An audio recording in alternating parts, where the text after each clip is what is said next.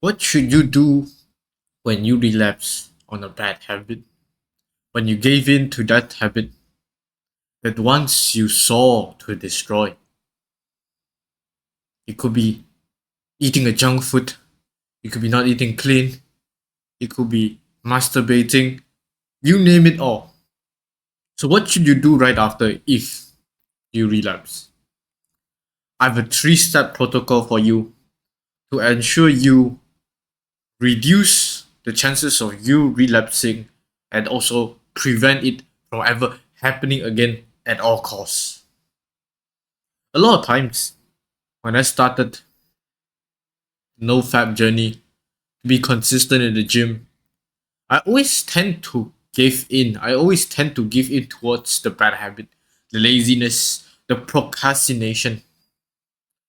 Every time when I reach a specific time, I'll feel lazy and just lay on my bed. The work that I was need to do was too much to handle, and I procrastinated because I was completely overwhelmed by the task that I want to do, and I don't know where to start, and I don't know how to start. And that's the worst part when you stuck in the overthinking cycle of doom. So you just went to your bed and lay down and said, "It won't hurt, right? It won't hurt for laying down for 5 minutes." And you know what happened after that? That 5 minutes slowly turns into 10 minutes. That 10 minutes suddenly turns into a nap. And suddenly, you don't have a time. You don't have time to finish all of your tasks. And suddenly you become stressed and overwhelmed even more because your task can't be finished. You can't finish your consistency. You can't go to the gym. You don't have time to cook. And then it got so stressed to a point where you go back to your old habit of your way of relieving the stress. Then you head to the bathroom, touch yourself, and the cycle repeats. I cannot fathom, right? The amount of people that actually gone through this cycle, even myself. I gone through it multiple times. And it's very heartbroken to see that you go through it and then after that you feel guilty and you be consistent and then after that you repeat that cycle again and again and again and again and again. Don't you get tired of it? As a matter of fact, I did. And you know what? I analyzed.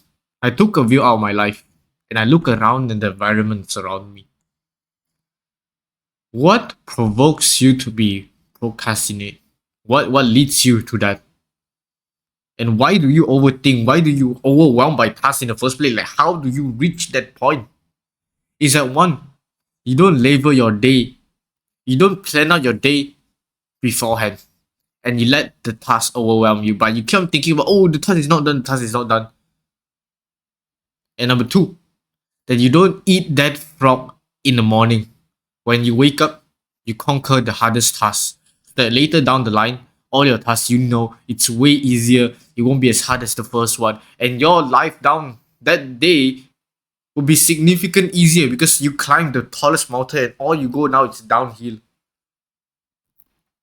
And when you have that in mind, you would just blast through every single task because what you have in your mind, you could say that compare this task that I'm about to do, maybe it's doing your mathematical homework, compared to maybe my hardest task of cooking the entire meal. No heck, this is easy. I could just sit here and just work. And when you have that mentality, when it's easy, you tend to not procrastinate. You tend to think, oh, it's easy, it's gonna be quick.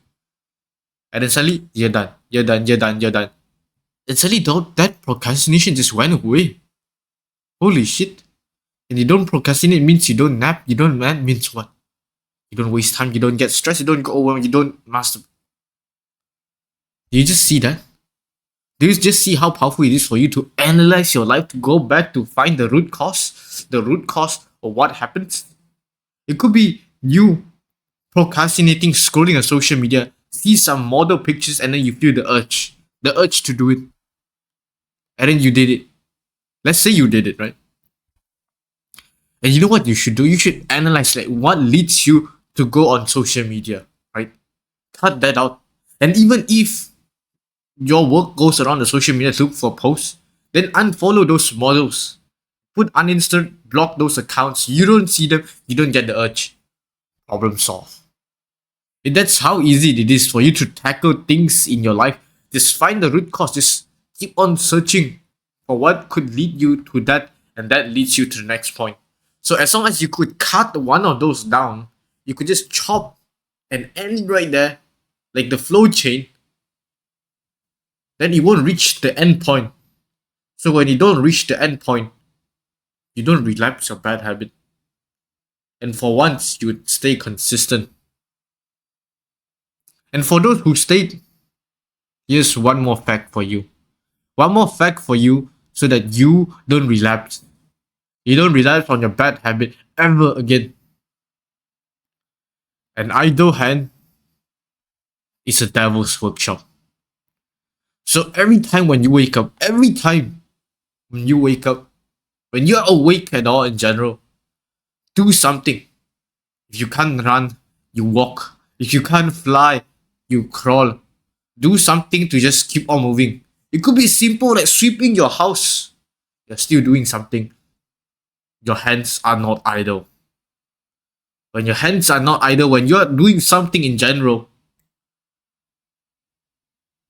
you would never fall towards your bad habit ever again.